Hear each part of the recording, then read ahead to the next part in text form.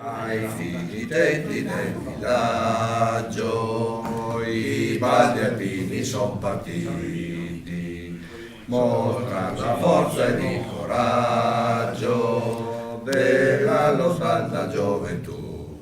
Sono dell'Alpe bei cadetti della robusta giovine. Basta, ecco. Quando noi visitiamo le città che ci accolgono per la Dunata, ci mettiamo subito d'accordo chi sono le interfacce.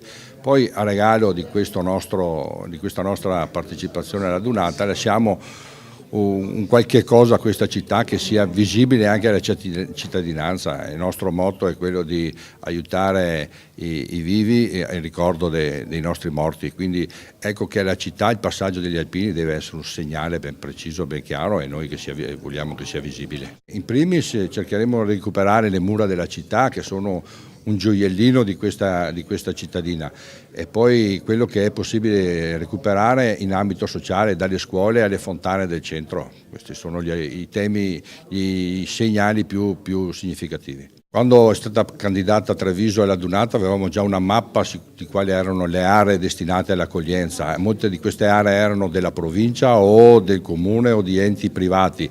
Abbiamo già cominciato con questo lavoro di recupero, credo che con la primavera del prossimo anno avremo il modo di averli già in ottimo stato per accogliere questi alpini che arriveranno da tutta Italia. Si formalizza le regole di ingaggio tra gli alpini, la città di Treviso, la comunità, come garantire l'accoglienza positiva per questa marea di penne nere che verrà a invadere i nostri territori e la città in particolare. Si stimano circa 400.000 persone, e garantire anche una buona accoglienza da parte dei trevigiani, quindi il fatto che tutto venga predisposto bene, organizzato in modo come fanno gli alpini, con professionalità.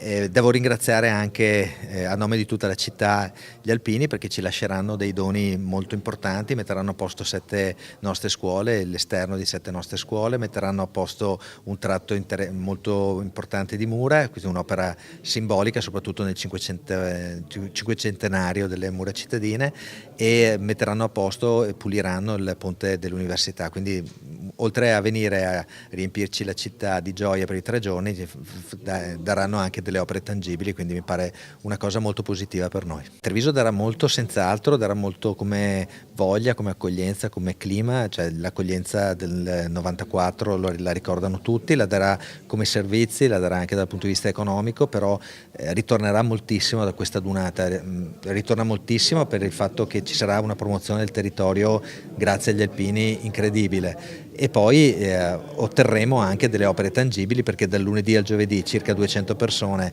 200 alpini lavoreranno per lasciare un'opera tangibile, quindi mi pare che sia proprio una festa per tutti questi 3 giorni dal 12 al 14 maggio.